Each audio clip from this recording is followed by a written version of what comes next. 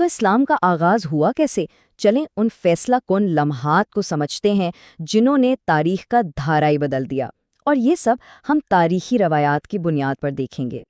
ٹھیک ہے، تو ہم شروعات کریں گے اس وقت کے حالات سے، پھر دیکھیں گے وہ ایک واقعہ جس نے سب کچھ بدل کر رکھ دیا، اور پھر بات ہوگی اس مشن کی جو شروع ہوا اور اس کے سامنے کھڑی ہونے والی مخالفت کی۔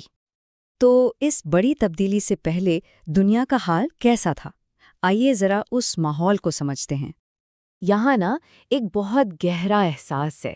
ایسا لگتا ہے جیسے وقت خود کسی بڑی تبدیلی کا منتظر تھا اور بس وہ انتظار اب ختم ہونے کو تھا۔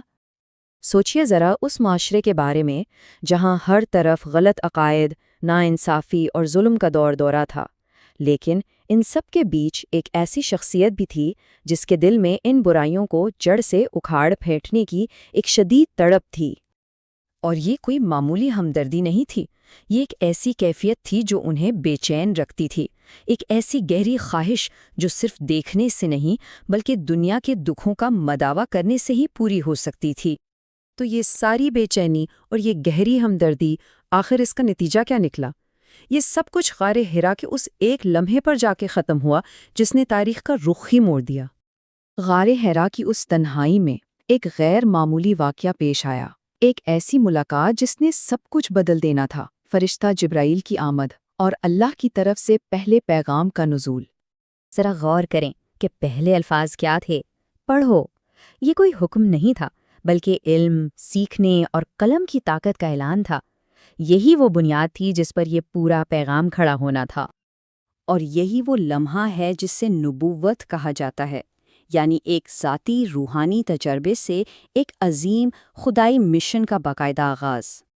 تو غار میں جو کچھ ہوا وہ صرف وہیں تک محدود نہیں رہا، بلکہ یہ ایک ایسے مشن کی شروعات تھی جو پوری انسانیت کے لیے تھا۔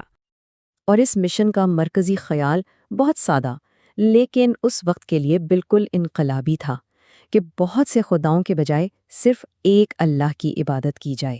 یہ اس معاشرے کی بنیادوں کو چیلنج کرنے والی بات تھی۔ دیکھیں، یہ صرف عقیدے کی تبدیلی کی بات نہیں تھی۔ اس مشن کا مقصد توہم پرستی کو مٹانا تھا، جہالت کے اندھیروں کو ختم کرنا تھا اور انسان کو ایمان اور علم کی روشنی میں لانا تھا۔ یہ ایک مکمل روحانی اور فکری انقلاب کی دعوت تھی۔ لیکن جب بھی کوئی نیا نظریہ پرانے نظام کو چیلنج کرتا ہے تو مزاحمت تو ہوتی ہی ہے، اور یہاں بھی بالکل ایسا ہی ہوا۔ مکہ کے جو طاقتور سردار تھے، ان کے لیے یہ توحید کا پیغام صرف کوئی مذہبی بات نہیں تھی، نہیں، یہ تو ان کے اختیار، ان کی سماجی حیثیت اور ان کے پورے طرز زندگی کے لیے ایک سیدھا خطرہ تھا۔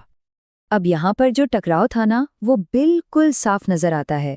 ایک طرف توحید کا پیغام، ایک نئے روحانی نظام کی دعوت، اور دوسری طرف بت پرستی پر قائم وہ پرانا نظام جو صرف سماجی کنٹرول اور قبائلی طاقت کو بچانا چاہتا تھا۔ مطلب یہ دو الگ الگ دنیاؤں کی ٹکر تھی۔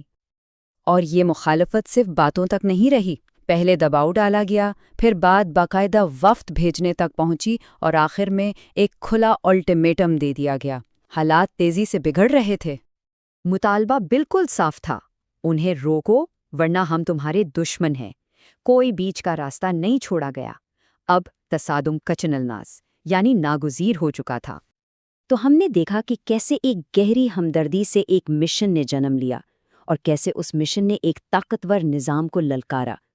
یہ ہمیں اس ہمیشہ زندہ رہنے والے سوال پر لا کر کھڑا کرتا ہے کہ جب کوئی نیا خیال کسی پرانے نظام سے ٹکراتا ہے تو پھر آگے کیا ہوتا ہے؟